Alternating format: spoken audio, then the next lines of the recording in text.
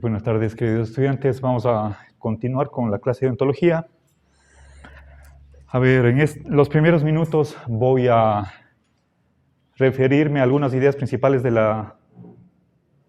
prólogo y la introducción de fundamentos de ontología dialéctica, y luego pasamos, no me voy a detener mucho en esto, y ya el resto de la hora, el grueso de ella, vamos a empezar con el capítulo 1. ¿Sí?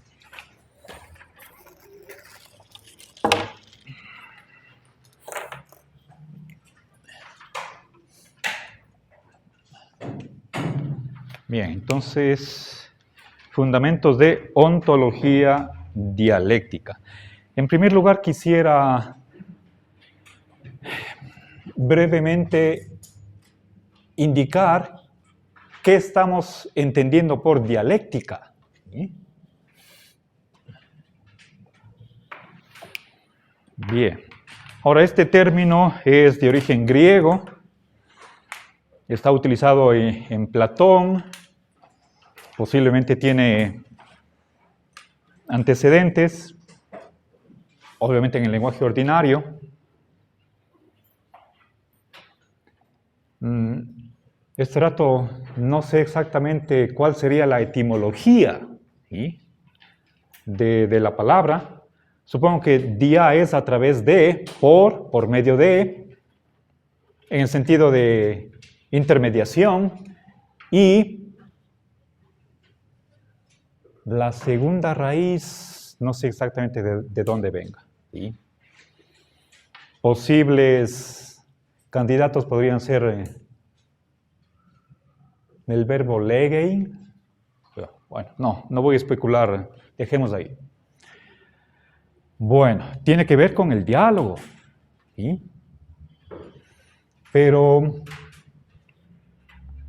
puesto que esta palabra es principalmente utilizada por Hegel y detrás de él Marx o el marxismo, ya en nuestra época contemporánea, más bien dejemos la antigüedad y vayamos al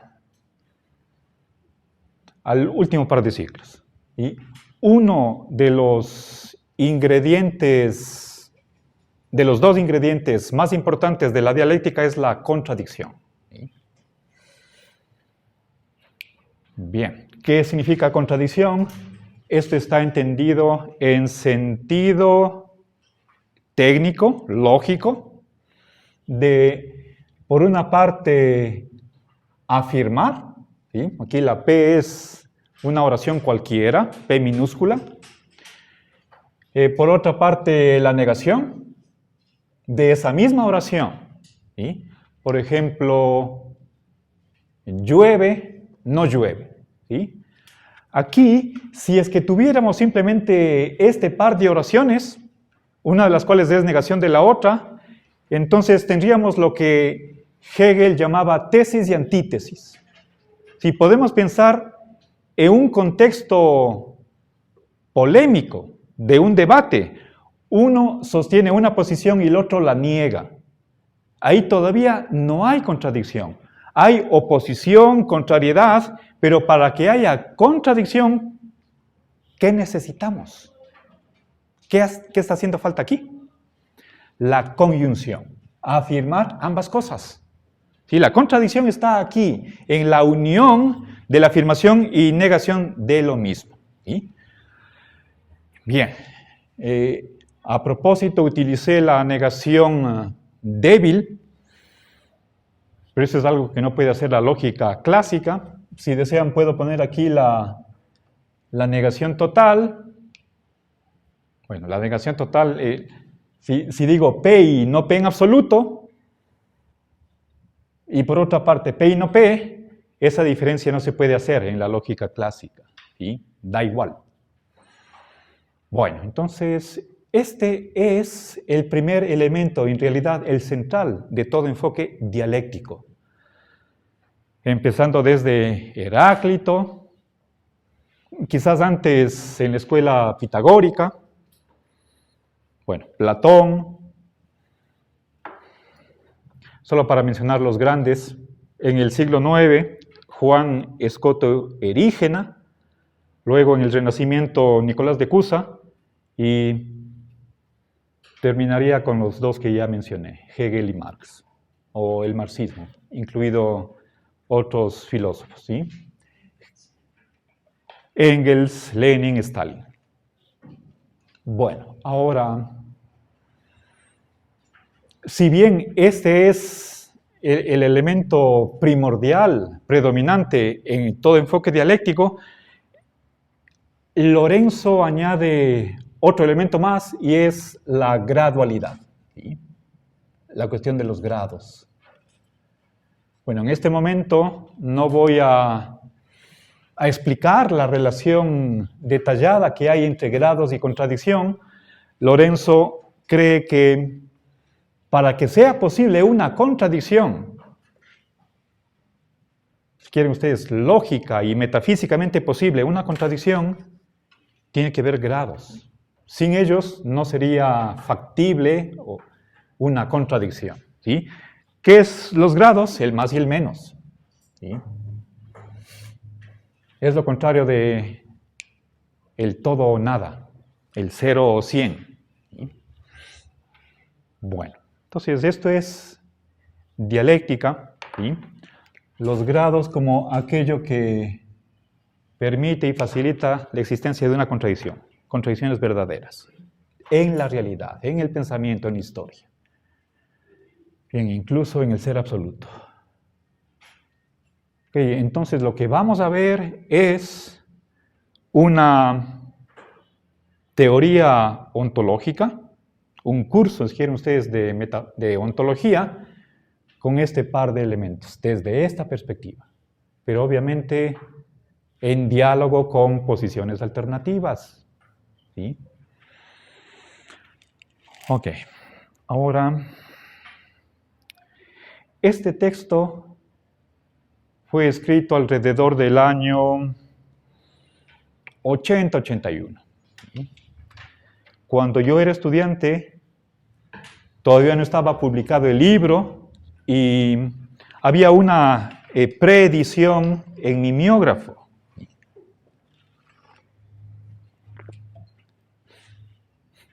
Es decir, había una especie de, no sé si ustedes conocían o conocen el papel carbón, ¿sí? Algo semejante, había no era papel exactamente, una especie de lámina en la que se tipeaba, pero sin cinta, ¿sí? Simplemente las letras metálicas tocaban directamente esta lámina y eso se metía en la máquina, ¿sí? Y ahí sacaba las impresiones. Es una preedición. A ver, entonces, pero quiero ahora explicar el nombre de esta visión que tiene Lorenzo con respecto al ser, y es la ontofántica. ¿Sí? Ontofántica. ¿Sí? Esta palabra, de lo que yo conozco, aparece en la tesis de licenciatura de Lorenzo en el año 1974. Y está formada de dos raíces griegas. La primera, todos ontos, en griego, significa el ser. Y la segunda raíz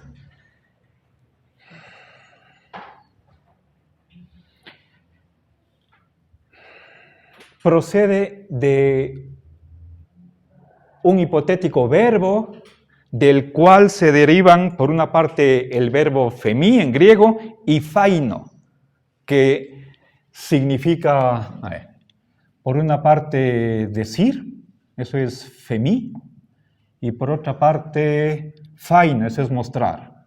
¿Sí? Bien. Entonces, esta es una palabra inventada por Lorenzo.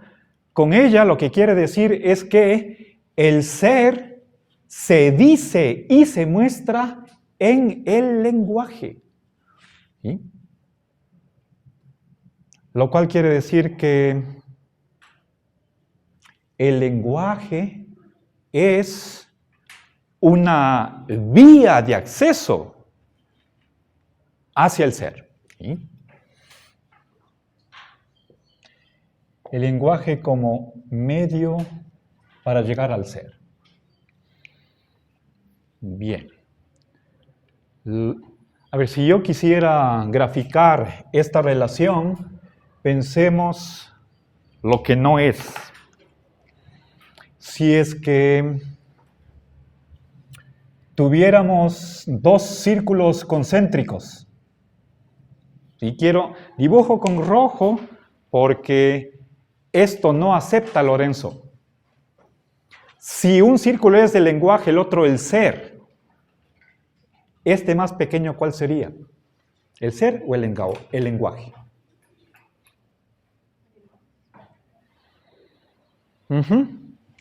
¿Correcto? Lo cual significaría que hay un segmento, una región, una zona de la realidad que está más allá del lenguaje. Por lo tanto, habría un sector de la realidad que no podría decirse por medio de palabras. Nuestro lenguaje sería limitado, insuficiente para captar la totalidad de la realidad. Esto no acepta Lorenzo, es lo contrario de lo que está diciendo acá. ¿Sí?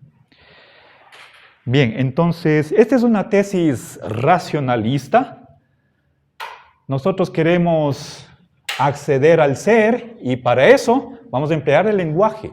El lenguaje es un instrumento adecuado, si quieren ustedes, lícito, que nos facilita un camino hacia el ser. Posiblemente el autor a quien más trata de oponerse Lorenzo es Heidegger, aunque no estoy muy seguro de eso. ¿Sí? Bien, entonces esta es una muestra del racionalismo. ¿Sí? Entonces, ¿qué es lo que acepta Lorenzo? Que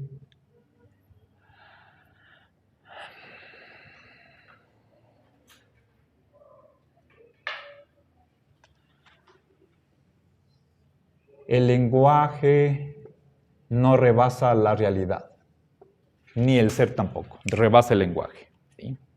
Bien. Obviamente, tanto el ser como el lenguaje tienen límites. Ya veremos eso en el capítulo 8 de este texto, ¿sí? Cerca del final del semestre, por diciembre. Ok, ahora, finalmente, para terminar con el prólogo, quiero resumir lo que es la filosofía analítica. ¿Sí? ¿Alguna pregunta hasta aquí? ¿No? Ok. La filosofía analítica es simplemente una manera, un modo de hacer filosofía. Si quieren ustedes, un estilo. Es decir, cuando hablamos de filosofía analítica no estamos hablando de ningún contenido, ninguna tesis doctrinal en cualquiera de las disciplinas filosóficas. Más bien tiene que ver con el cómo se hace filosofía. ¿Sí? Por lo tanto, hablemos de método. A ver. Este método es semejante, muy parecido a la suma escolástica, a la disputatio o disputatio.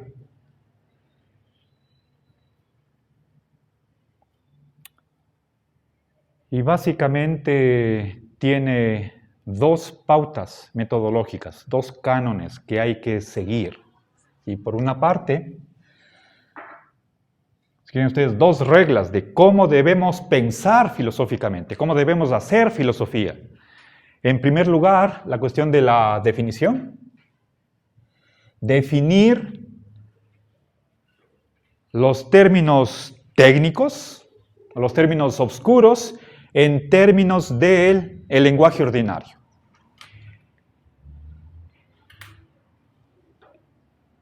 En función de términos que se puedan entender preteoréticamente, o sea, de sentido común. Y eso en la mayor medida posible. Definir lo más que se pueda. ¿Para qué? Para tener claridad, ¿sí?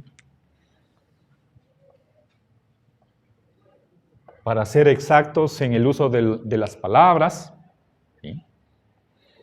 Y en segundo lugar, la demostración, ¿sí?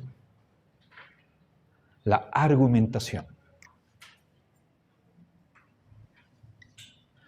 Argumentación idealmente en sentido lógico, de sentar unas premisas y de ahí, gracias a una regla de inferencia, sacar una conclusión. Acercarnos a ese ideal. Si es que no podemos eso, por lo menos un razonamiento, que es algo más débil, menos exigente o riguroso. Un razonamiento es simplemente dar razones para una tesis, para una afirmación. Aunque no se vea la estructura del argumento. ¿Sí? No todo el que razona argumenta, pero al revés sí. Este es mucho más riguroso, ¿sí? Este es más laxo. ¿Ok? Bien, entonces, detrás de este segundo componente está la cuestión de cómo justificamos la verdad, ¿sí? De las afirmaciones filosóficas. Por ejemplo, puedo decir, en los seres finitos, esencia no es lo mismo que existencia. O al revés, es lo mismo. ¿Cómo puedo sustentar esa afirmación? Dando argumentos. No podemos apelar a la experiencia. No es cuestión de sacar una fórmula y llegar a la misma respuesta. Nos queda argumentar, ¿sí? Lógicamente. Bien, eso entonces, decía, es para justificar la verdad.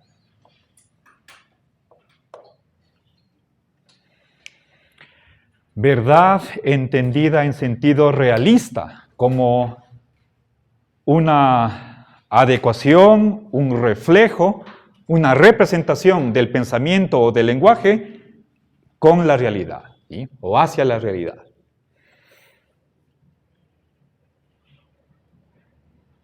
Bien, no pongo aquí realismo aparte de estos dos calificativos para no multiplicar al inicio las corrientes, ¿sí? Ok. Bien. Avancemos. ¿Alguna pregunta? Pasemos a la introducción. Bien.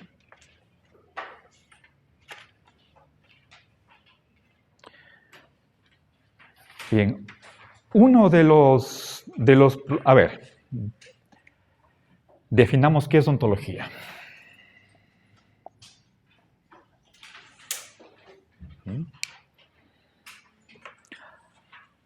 A ver, déjenme ver. Está definida por su objeto de estudio. Bueno, aquí voy a poner una palabra que ya les va a causar ruido. Y podemos conversar sobre eso, ¿sí? Inmediatamente. La ontología es Y eso es algo que acepta Lorenzo en otro escrito reciente, creo que es más o menos del 2015. ¿Es una ciencia? Eso no lo dice con respecto a la filosofía en general, ni con respecto a la ética. Estamos hablando de ontología. ¿Sí? Es la ciencia, ¿sí? Es que indaga las propiedades generales del ser. ¿Sí?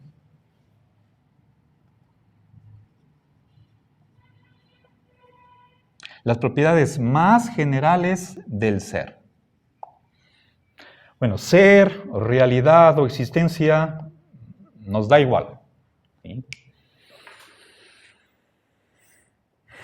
No, a ver, cuando digo nos da igual, estoy queriendo decir desde el punto de vista de Lorenzo o de el propio mío. ¿Sí? Hay autores que distinguen. ¿Sí? Ya veremos en otra ocasión. Pensemos, por ejemplo, hay un capítulo sobre la plurivocidad o univocidad del ser, creo que es el número 3.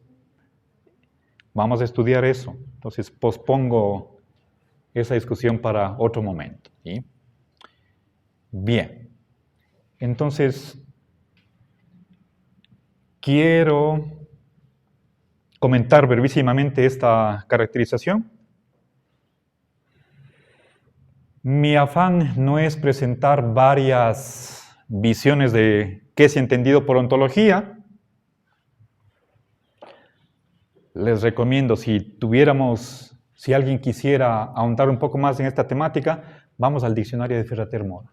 ¿Sí? Ok, en primer lugar, ¿por qué es ciencia? ¿Por qué sería ciencia? ¿Sí?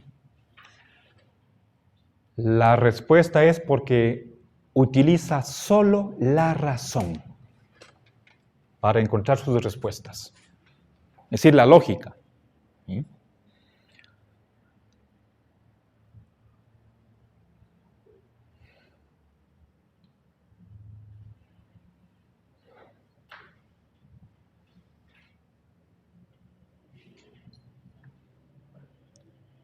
A ver, y no solamente que está aquí utilizada la razón para que cumpla este rol de darnos un ¿por qué cree usted tal cosa? Esto es cuestión de teoría de conocimiento. ¿Sí? ¿Cómo está usted seguro de tal afirmación? Razonemos. Entonces, les doy un argumento. ¿Sí? La semana pasada yo les indiqué que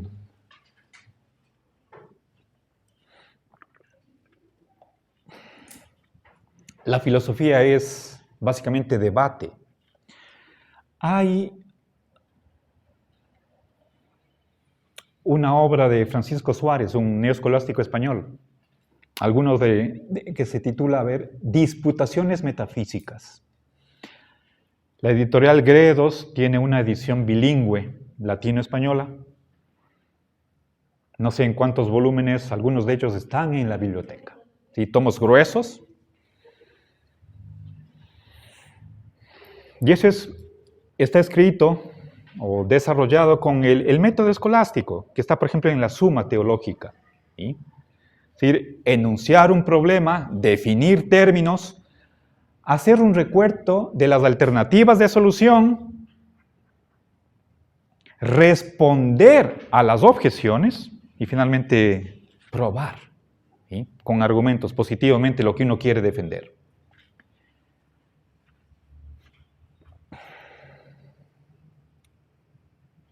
Recuerdo muy bien cuando a mi regreso de Estados Unidos me tocó dar ontología en Quito. Tuve que emplear un texto escolástico y recuerdo muy bien en el problema de esencia y existencia había casi 30 objeciones que el autor de ese libro se encargaba de refutar. ¿Sí? No estoy exagerando. 30 objeciones no son todas seguramente hay más objeciones contra una tesis. Entonces, la idea es de ser exhaustivo. Mientras más razones pueda yo acumular para creer en algo, más seguridad tengo, mayor garantía. Pero ese proceso no va a llegar al 100%. ¿Sí? Siempre va a quedar un resquicio para la duda, para la incertidumbre. Se espera que sea en pequeña proporción. ¿Ok? Bueno, entonces es cuestión de argumentos. ¿Sí? Acá. Ahora, el objeto principal va a ser el ser, la realidad o la existencia. Vamos a estudiar esto. ¿Sí? Obviamente, vamos a empezar el primer capítulo. ¿Qué es la existencia? Después, a ver, pongamos entonces problemas. ¿Cuáles son los problemas que vamos a ver?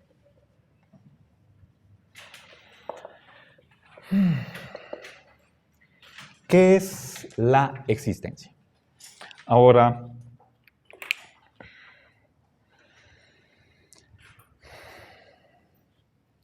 una manera típica de la filosofía analítica es el acudir al lenguaje para responder problemas de tipo ontológico. Eso quiere decir que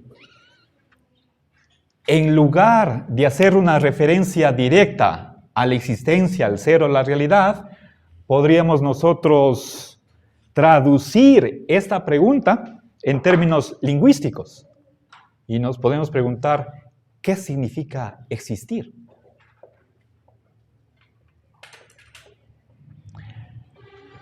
El verbo existir, la palabra existir o existencia. Pero aquí estamos ya en otra cosa, estamos en lenguaje. ¿Sí?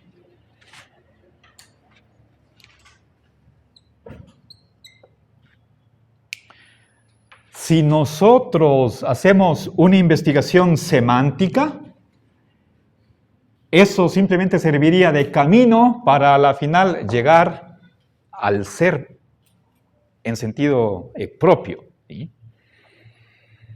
Bueno, obviamente esa investigación tiene, o si quieren ustedes, es lo que se llama el ascenso lingüístico, tiene supuestos. Estoy presuponiendo que el lenguaje no me aleja de la realidad, sino al contrario, es como la puerta de entrada, la ventana para llegar al ser. ¿Sí? Bueno, ¿qué otros problemas? ¿Qué tipos de cosas existen? ¿Sí? ¿Qué tipos de entidades existen?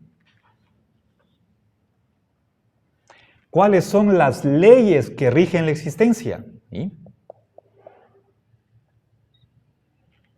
Y esta pregunta, ¿por qué leyes? Está suponiendo que existen leyes.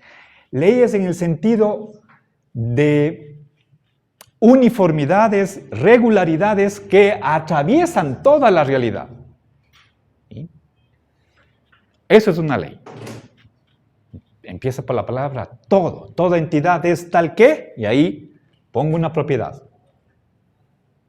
Todo tiene su razón de ser, todo es autoidéntico, etcétera, etcétera. ¿Sí? Bueno, aquí están algunos de los problemas más importantes de la ontología. Vamos a ver todos ellos. ¿Sí? Ok. Bueno, ahora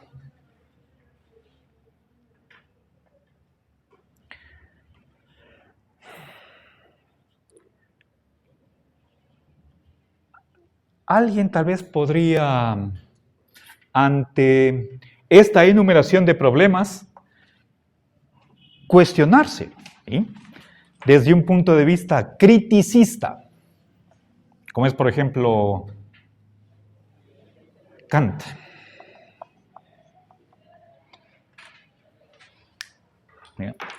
Antes de lanzarnos a lidiar con estos problemas, ¿por qué no nos cuestionamos si estos problemas son legítimos o si tenemos capacidad cognitiva para resolver esos problemas? ¿Sí?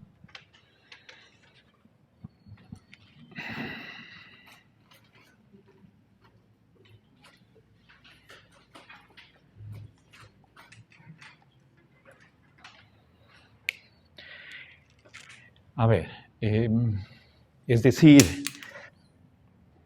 el criticista es el que se opone a un dogmático.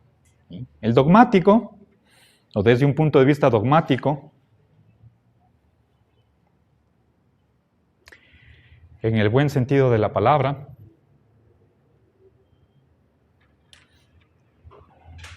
es el que, confiando en nuestras capacidades cognitivas, se lanza a buscar respuestas, a estudiar, ¿sí?, estos objetos, sin previamente cuestionarse si tendremos la capacidad suficiente de resolver estos problemas. ¿Sí?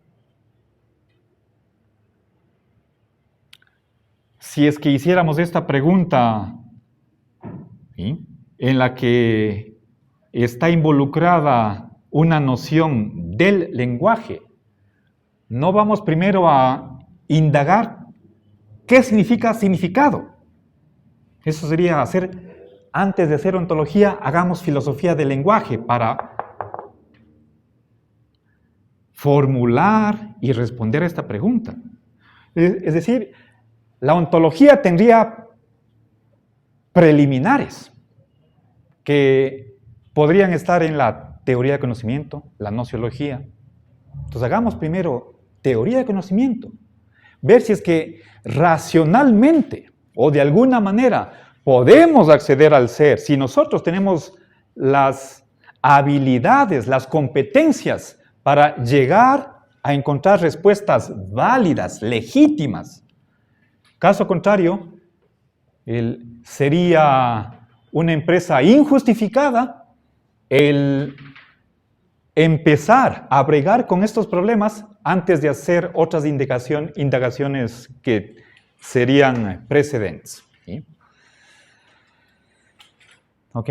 Bueno, entonces, esa es la posición criticista. ¿Sí? Podría ser que terminemos descubriendo que no podemos conocer la realidad, que nosotros somos los que construimos el ser. La realidad es incognoscible y podría ser incognoscible. Pero, entonces, eso está, por ejemplo, en la crítica de la razón pura, ¿sí?, una posición idealista. Lorenzo es dogmático. ¿Sí? A ver, entonces, no acepta esto.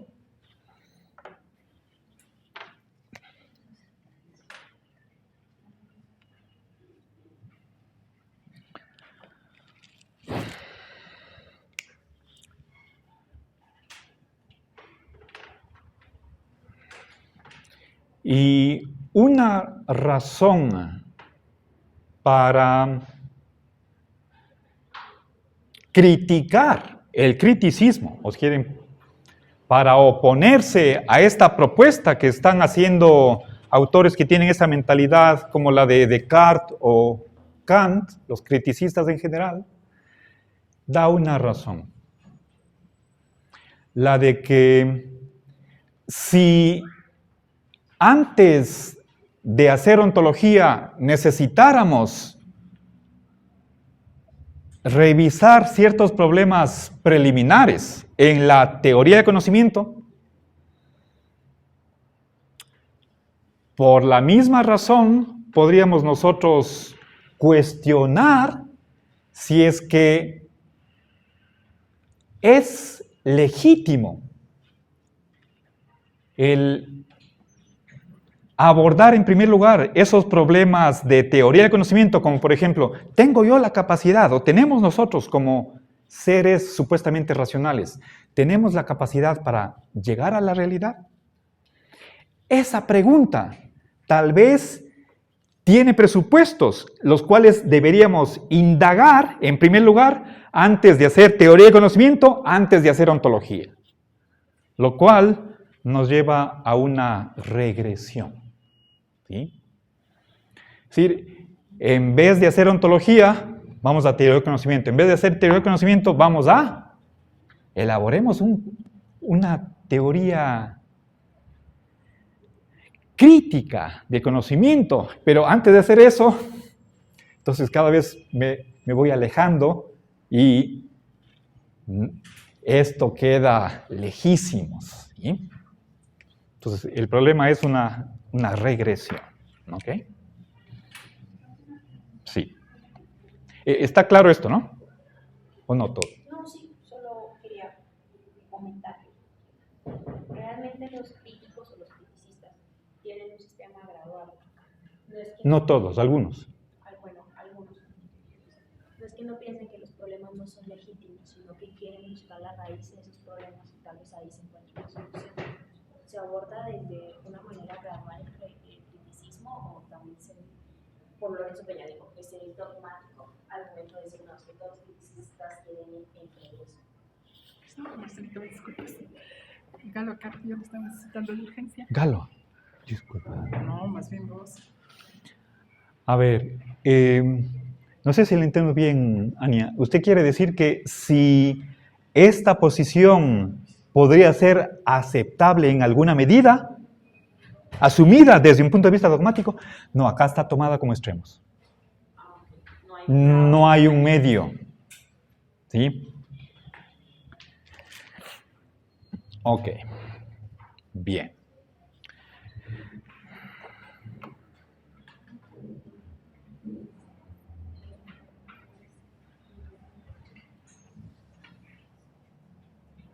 Bien. Ok, ahora para terminar la introducción solo quiero añadir una idea que es fundamental y que en este momento, añadir esa idea, quisiera aprovechar la oportunidad para hacer una corrección de lo que he dicho tanto en ética como en ontología. Les he dicho que este método de la filosofía analítica es simplemente una elaboración o un desarrollo de lo que es la disputatio en la escolástica o la suma.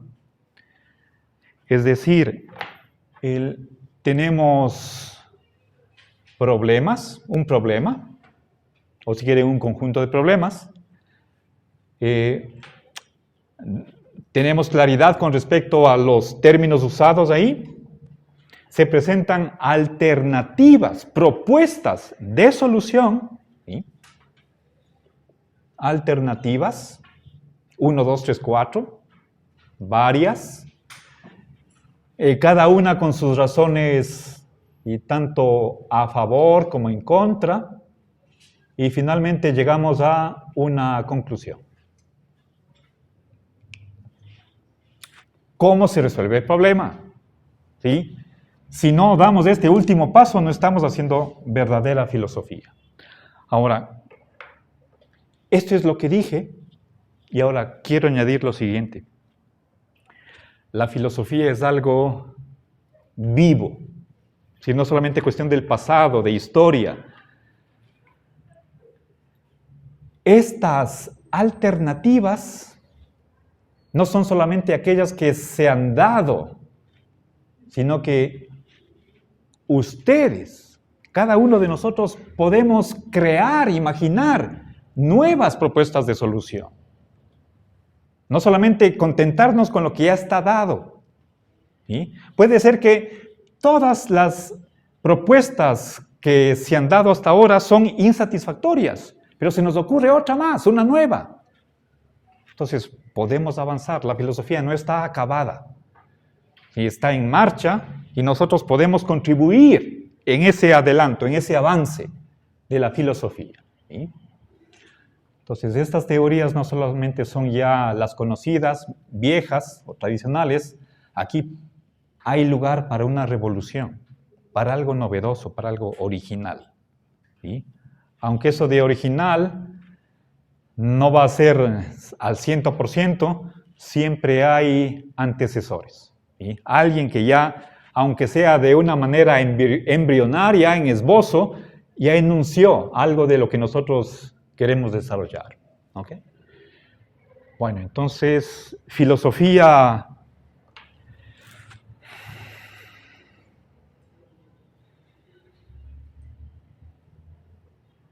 viviente, con ganas, con pasión, que no se ha detenido, que está viva. Ok, entonces con esto termino la primera hora.